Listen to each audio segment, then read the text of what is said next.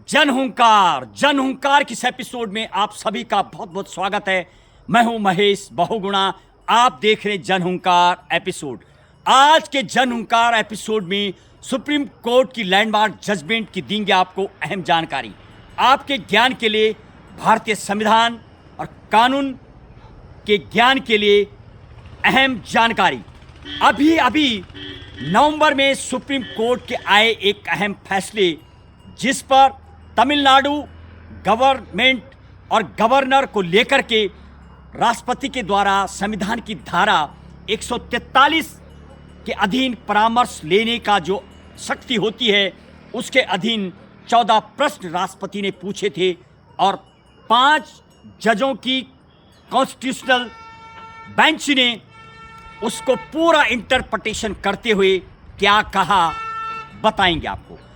यदि आप संविधान का अध्ययन करेंगे, और अनेक बार ऐसे देखने को भी मिला है जब सुप्रीम कोर्ट ने अपने ही दिए हुए पूर्व के फैसले पलट डाले, और फिर अभी 2025 में भी यही देखने को मिला। सरकारों की और सुप्रीम कोर्ट की टसल भी मानो साफ नजर आती है। जैसे देश आज़ाद हुआ, संविधान लागू हुआ 1950 में, 1951 में पहला केस शंकरी प्रसाद का जो केस आया था, वहीं से मानो सरकार की और सुप्रीम कोर्ट की टसल देखने को मिली। और फिर नवंबर 2025 में कॉन्स्टिट्यूशनल बेंच के दिए गए हुए फैसला भी यही दर्शाता है। करेंगे विस्तृत बातचीत, बताएंगे आपको संविधान की धारा 13 क्लॉज 2, जिसमें जुडिशियली रिव्यू की पावर सुप्रीम कोर्ट को संविधान से मिली हुई है। यह आप शक्ति की बात करेंगे, एक एक शक्ति की यदि बात करेंगे तो संविधान में साफ संविधान की धारा 13(2) क्लॉजेज में जो सुप्रीम कोर्ट को जुडिशियल रिव्यू यानी न्यायिक पुनरावलोकन की शक्ति मिली हुई है, उसका कई बार सुप्रीम कोर्ट इस्तेमाल करता है। और दूसरी तरफ राष्ट्रपति को आर्टिकल 143 में सुप्रीम कोर्ट से परामर्श लेने की शक्ति दी हुई है। हालांकि सुप्रीम कोर्ट जवाब देने के लिए बाध्य भी नहीं है और नहीं राष्ट्रपति उस सलाह को मानने के लिए बाध्य है, इस संविधान में लिखा हुआ है। और आर्टिकल संविधान की धारा 142 में सुप्रीम कोर्ट को न्यायिक फैसला देने की शक्ति विद्यमान है। जब कभी सुप्रीम कोर्ट फैसला देता है, विवेक और इंसाफ करता है, तो संविधान की धारा 142 का अधीन साफ फैसला करता है, जो धारा 141 में तमाम हाई कोर्ट और डिस्ट्रिक्ट कोर्ट में ऑटोमेटिकल लागू हो जाती है।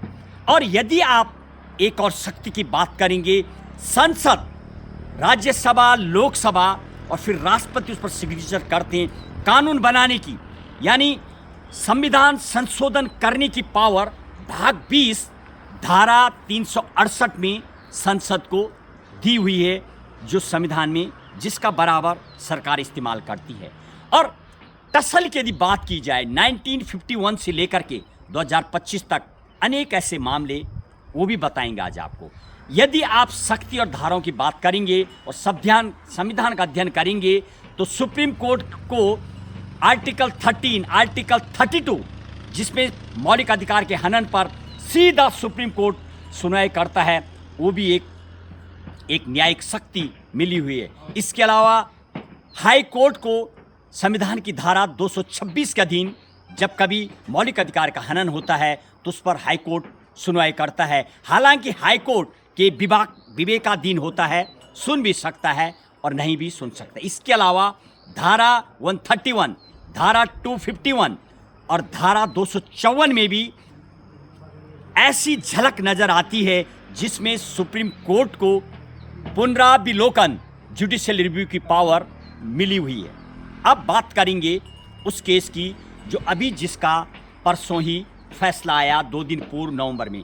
अप्रैल में 2 बेंच के द्वारा दिए गए लगातार, जब तमिलनाडु गवर्नमेंट वर्सेस गवर्नर के द्वारा 5 साल के अंतराल में 10 से ज़्यादा बिल लगातार होल्ड कर दिए गए, तब तमिलनाडु गवर्नमेंट जब सुप्रीम कोर्ट पहुंची तो सुप्रीम कोर्ट के 2 बेंचों ने पूरा फैसला देते हुए कहीं ना कहीं ये बताने का प्रयास किया, टाइमलाइन बाउंड का भी समझाया सुप्रीम कोर्ट ने, जिसमें टाइम फिक्स करने की बातें की गई थी।